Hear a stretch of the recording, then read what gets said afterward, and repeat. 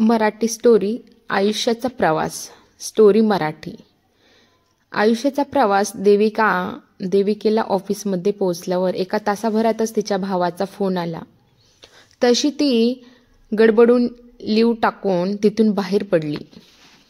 गाडी सुरू करून ती हॉस्पिटलच्या दिशेने भरधाव गाडीत पिटाळत निघाली. मनात असंख्य विचार येत होते. कालच तर भेटून आली होती बाबांना, तेव्हा तर अगदी ठीक होते. मग अचानक काय झाले असेल बाबांना? दीपकने नीट सांगितले पण नाही. फक्त बाबांना हॉस्पिटलमध्ये घेऊन चाललो आहे, तू पण लवकर ये, एवढेच सांगून फोन ठेवून दिला.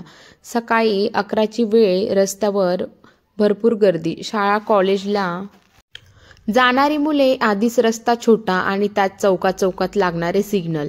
देविकाला या सगळ्यातून गाडी चालवणं मुश्किल होत होतं. त्यात तिचं सगळं लक्ष बाबांकडे लागलेलं. आईला जाऊन काही महिने झाले होते, पण बाबांनी मात्र त्यानंतर उभारी धरलीच नाही. आईशिवाय ते स्वतःला अपूर्ण समजत होते. नशिबाने वहिनी खूप चांगली आणि काळजी घेणारी, अगदी आईसारखी माया करणारी होती. पण बाबांना मात्र आईशिवाय जगणं अशक्य होतं. ते त्यानंतर कसेबसे दिवस काढत होते. मागच्या काही दिवसात देविकाला बऱ्याच वेळा त्यांना समजावून सांगायला जावं लागलं होतं. त्यांनी खाणं पिणं सोडलं होतं. मग देविका त्यांच्या आवडीचे काहीतरी बनवून न्यायची आणि त्यांना बळजबरीने खायला घालायची. काल सुद्धा त्यांना देविकाच्या हाताचे आळूच्या वड्या आवडत होता म्हणून घेऊन गेली होती ती, आणि त्यांना खायला घालून खूप उशीर घरी परतली होती.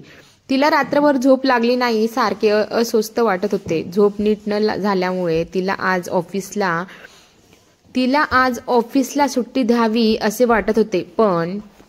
पण तरीही ऑफिसला आली होती आणि 1-2 तासांनी भावाचा हा फोन. विचारात ती सिग्नल लागला आहे ते पण बघताच पुढे निघाली आणि बाजूने येणाऱ्या गाडीवर धडकणारा. तेवढ्यात त्यात गाडीवाल्याने थोडे वळून ब्रेक दाबला.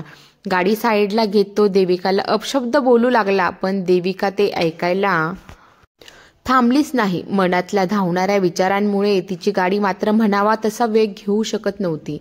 त्यामुळे तिला हा नेहमीचा रस्ता पण अजून लांब वाटत होता. बाबांकडे लवकरात लवकर पोचण्याच्या नादात ती स्वतः एका अडचणीत सापडली असती. थोड्या वेळेपूर्वी काय घडलं असतं या विचाराने ती धास्तवली. थोडे पुढे आल्यावर तिने जवळच्या गणपती मंदिराजवळ गाडी घेतली. गाडी साईडला उभी करून ती मंदिरात आली. मंदिरात बाप्पांच्या मूर्तीला डोळे मिटून हात जोडले. डोळ्यातून वाहणारे अश्रू पुसत ती दीर्घ श्वास घेत तिने स्वतःला सावरले. ती तिथेच डोळे मिटून शांत बसून राहिली. तिला जरा मन शांत झाल्यासारखं वाटलं.